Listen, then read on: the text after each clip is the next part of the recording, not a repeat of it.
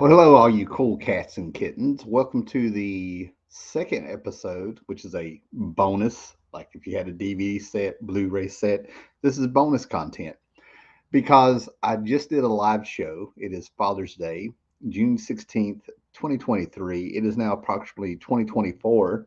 And I just ended my live show showing my Heroes Con comic book haul, right? Some great stuff was in there. So go back and make sure you watch that one. But also, I went out to the car, drank a little tea, went out to the car, getting a few more things from my trip out of the car. And I just happened to look under my driver's seat when I picked up one of my bags. And I had about 12, I think it's 12 comic books had slid underneath the driver's seat. So, welcome to the bonus content, guys. And I tell you what, man, I looked at the numbers for the people who watched the original, the first episode, the first live show that I just ended and stuff, man. For this little channel, those were great numbers. So I appreciate it. That was awesome, man. So anyway, I went through here and I looked at these. And believe it or not, there's two, three really good, great books in here. And these were also out of the 50 cent haul, right? I'm so glad I went out and checked my car because they would have sat in a car all day long.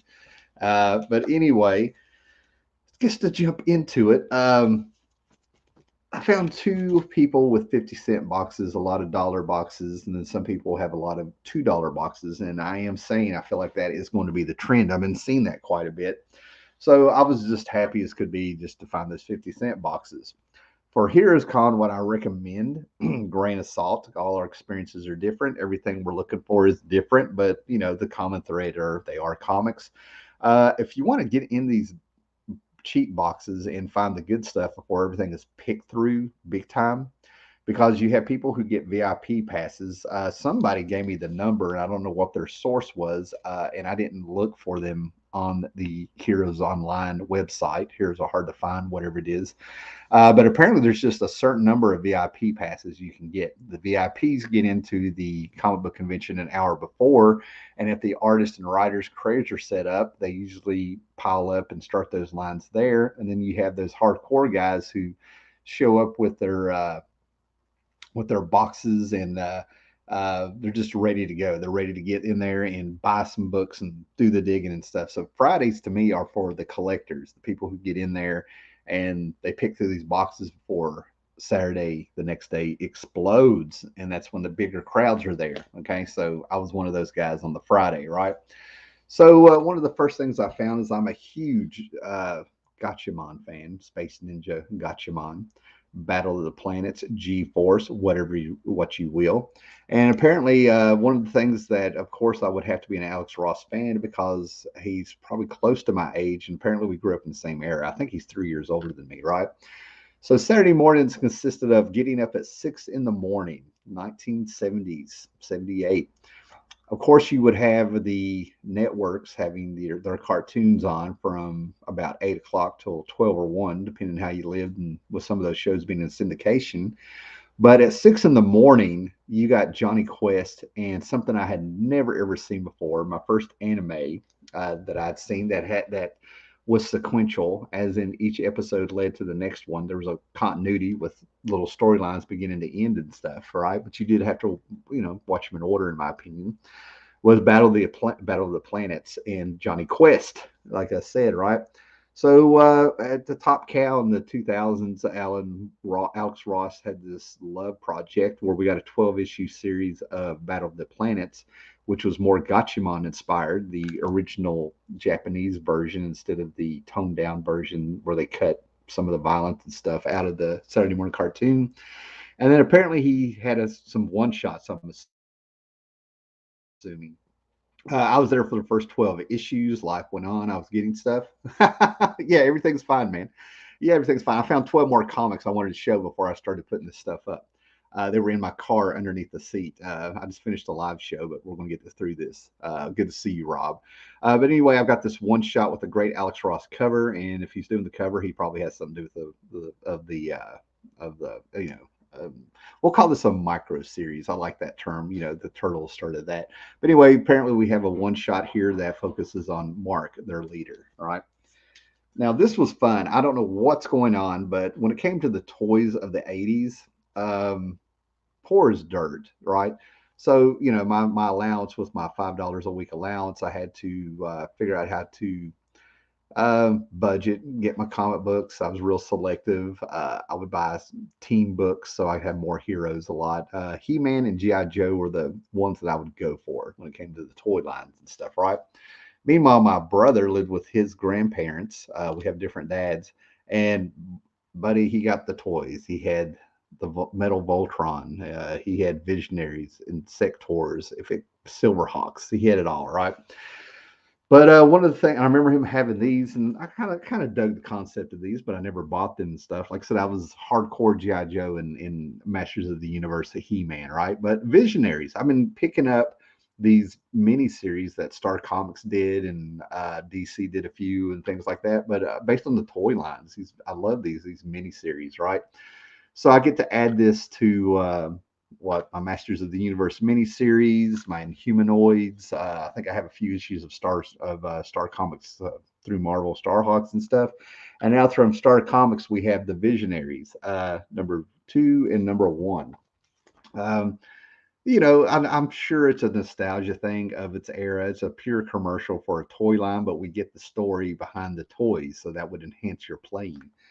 I had a few Star Wars toys, but the commercials back then, I mean, I want to YouTube some today, but I absolutely loved how some of the toy lines showed kids actually playing with them and they had engineered play sets. They'd be out, we were outside on the side of a hill, digging out little caves and making little platforms and getting sticks and getting cups, putting string through them to trap our characters and stuff like that. And yeah, the innovation that came from the imagination back then was just fantastic from the toys. I got all these series. There's something going on in 1987 where we got X-Men versus the Avengers, and then we got what we thought was going to be Mephisto versus the Fantastic Four. These were 4-issue miniseries on prestigious paper with great coloring and stuff, right? But they came out with a few miniseries. Miniseries apparently were starting to really pop. I think after Crisis on Infinite Earths was those 12 issues, and before that, Marvel Superheroes Secret Wars. But basically, Mephisto versus Fantastic Four number 1, and then the second issue was like Mephisto versus the X-Men, and then the third issue was like Mephisto versus Avengers or whatever. You know what I mean? Every issue, Mephisto had a little scheme going on that brought him across the path of the heroes, several different teams, which was fantastic. Now I have this one, but the problem with this type of paper when they came out is that this happened with Wolverine number 1, some other books and stuff like that. But what would happen is, for whatever reason, they took the ink or whatever they used to color these longer to dry, and you would get them fresh off the newsstand, go home and read them, and then you would find your thumbprints had pulled off. You would have your thumbprints in negative on the cover. It would pull the ink off and stuff. So I got this one because I do believe mine has a few thumbprints. My original Wolverine number 1, same thing happened, right? Talked about Grimjack. I'm picking up a few issues of Grimjack here and there. I already talked about that. And now I think I just need one issue. I think I need the Blackhawk. No, I need two: Blackhawk's origin and the Justice League origin. But I finally got Justice Society of America. I love the Secret Origin series that came out after Crisis had hit. First 4 or 5 issues, I just had one character in them. They started out with Superman and then the Crimson Avenger. Blue Beetle scored one, Shazam, and then they started doing 2 heroes each issue, if I'm remembering right. But apparently, the Justice Society scored their own issue, going back to the original format and stuff. The one after this was the Justice League. And then there's a Blackhawk issue I need, and I had them all. I put these right up there with my origins of my my DC unit, my who's who of DC, and Handbook of the Marvel Universe books, right? Great. I mean, I think some of this stuff is just, if you're into comics, it should be required reading so you know the purity of the characters and stuff. Of course, I'm sure they updated a few things. Roy Thomas was all over this. They usually would have a Golden Age character and then a modern character. And then they had a Batman, which I think was the Batman of the Golden Age, and then Halo. So I don't know, go on and on. Now, this book, this character, I feel like is the bastard cousin of the Dark Knight Returns, Batman, Frank Miller's Dark Knight Returns, and the bastard cousin of Alan Moore, Dave Gibbons' Watchmen. for what it did, but this really kind of took out the piss in the and brought forth the forefront of a lot of the hypocrisy of being a hero. And of course, it has like this flair to it where you really have to adjust your brain when you read it because this thing is in your face. Kevin O'Neill's art has all sorts of things in it. To me, this is the comic that's coming after you to kill you. Okay, but the first it had a 6-issue miniseries at Epic Comics, then they took it to other publishers. Dark Horse even got a hold of it for a while, and a few years, and then it crossed over with Savage Dragon, Hellraiser, The Mask, little 2-issue, and they had one where basically the Legion of Superheroes. But around this era, we had the Hateful Dead with martial law. This is actually one of my favorite series, and there's not a lot out there. Now, I laughed about this being in the 50 cent bin, right? Because it's Jeff Johns doing some indie stuff, I guess, to make sure he owns it. He had just done Geiger, which I don't want to say it underwhelmed me. It was definitely different, but it definitely got hyped up by people that read it, I think, through Image. And then all of a sudden, he announced this second character he's going to have, and the people who have read this really like it. And of course, it's Jeff Johns and Gary Frank. But I laughed when I found a mint copy of #1 out of the. I had to bag and board it before I did this show. There's two of them I bag and boarded when I found them in the car because they didn't have anything. But Junkyard Joe with his go check cover there and stuff, right? So I've heard this is a fun read. So we'll see what happens with that. Seems like I heard it's going to be a TV show or something at some point, and then that just turned into vapor. I didn't hear anything else about it. And then I fell down when I saw this. If I get a number 3 of this, I will have 2 complete sets, and I got them all for $1, except for this one that I got for 50 cents. And of all the books in this series, this is the one that really does surprise me the most. Nobody had grabbed it and stuff, right? Because it's Alex Ross on Galactus and Silver Surfer and stuff, right? But yeah, Marvels. Yeah, I think that's Marvels number 3. That's what I believe this is. Number 2, maybe. I know it's number 3. I was right. So yeah, 50 cents for this beautiful copy of Marvels. Now I know they're not worth a lot, right? But there's no way they should be in dollar bins or lower or anything, which was fantastic.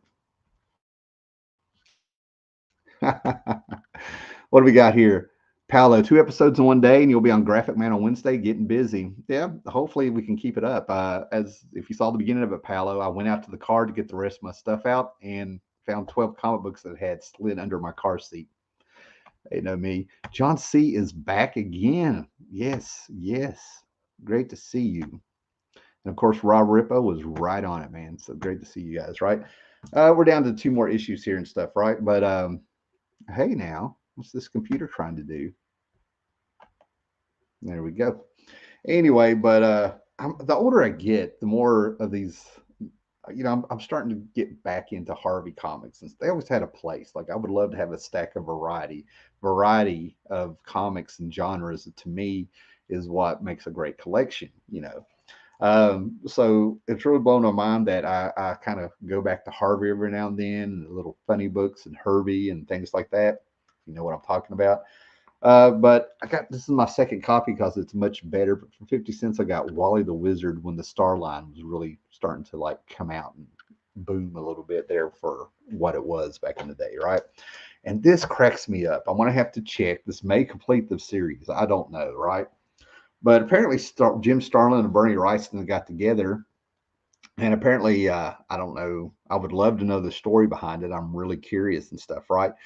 But they did what was it, Batman the Cult at DC, and that book popped a little bit there for a while, right? People were really excited. It was this 4-issue, I guess it was prestige format at the time, maybe. That not anyway. It was bookend and glossy covers with thick paper stock. And they did a 4-issue miniseries of Batman the Cult, where Batman pretty much got his ass handed to him. But then he gets this big kind of comeback, but it psychologically tortured them, because they got Batman right. But at the same time, or after that, or before that, but within somewhere around the same time frame, they teamed up again, and they did a Punisher in the same format for Marvel, Punisher POV, which I assume is point of view, and I hadn't even tried to collect this. I don't remember it coming out. I don't remember anybody bringing it to school and showing it or running across it in dollar bins going on over 30 years. But in the last year, I guess I have run across it in dollar bins to where I think this may complete it. This is number 404, and I got the last issue for 50 cents. This is the part of collecting. I say these things and I go over them. I tell you the little story behind it, but I just love like the zeitgeist. I like how I can travel, you know, across, go to different states, hit little flea markets, places, Heroes Con, convention, Roanoke, Knoxville, Johnson City, and all this stuff. And there's an issue here and an issue there, all in around the same time frame. I think that's just something very cool. It's like the universe is like, here you go, things like that. So anyway, there it is, the second